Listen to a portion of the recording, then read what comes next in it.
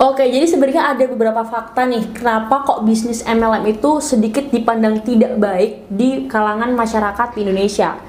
Dan ini adalah penyebabnya tak lain dan tak bukan karena ada oknum-oknum bisnis Ponzi atau kita lebih kenal dengan money games. Nah, ciri-ciri bisnis Ponzi itu kayak apa sih? Ini sebenarnya udah diatur di salah satu laman yang dibuat pemerintah. Aku bacain ya.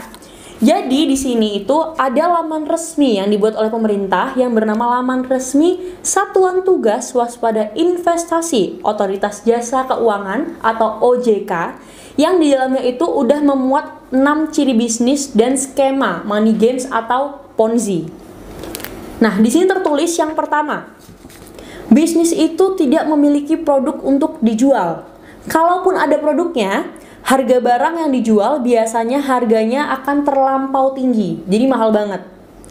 Yang kedua, anggota bisnis dijanjikan bonus jika berhasil merekrut anggota baru. Yang ketiga, ada bonus pasif yang dijanjikan berdasarkan persentase nilai investasi yang ditanamkan. Yang keempat, janji pembayaran bonus keuntungan itu nggak masuk akal. Yang kelima, peserta bisnis diizinkan memiliki lebih dari satu akun. Dan yang terakhir, yang keenam, perusahaan yang dijalankan bisnis dengan skema piramida tidak memiliki izin yang sesuai. Jadi mereka kayak ilegal, nggak punya surat. Mereka itu nggak punya surat yang namanya SIUP-L. Untuk kepanjangannya adalah Surat Izin Usaha Penjualan Langsung yang dikeluarkan oleh pemerintah. Jadi secara gamblang nih kalau kita lihat, kalau udah pasti nggak punya surat, otomatis bisnis-bisnis kayak ini tuh pasti ilegal.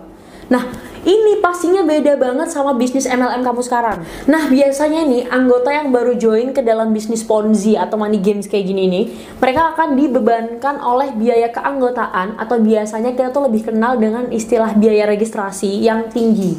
Selain itu, biasanya pengelolaan dana investasi dari perusahaan mereka itu nggak transparan. Jadi anggota itu nggak ngerti nih, dana ini dikelolanya modelnya kayak apa sama perusahaannya. Nah, hal ini pasti udah bertolak belakang banget sama MLM murni kayak punya kalian.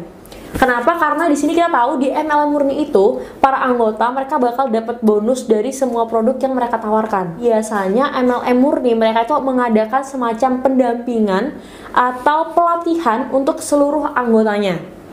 Terus yang pasti dan udah sangat jelas, MLM murni itu mereka mengantongi izin. Si surat SIUP-L tadi, mereka udah pasti punya surat dari pemerintah dan yang membuat mereka pasti legal.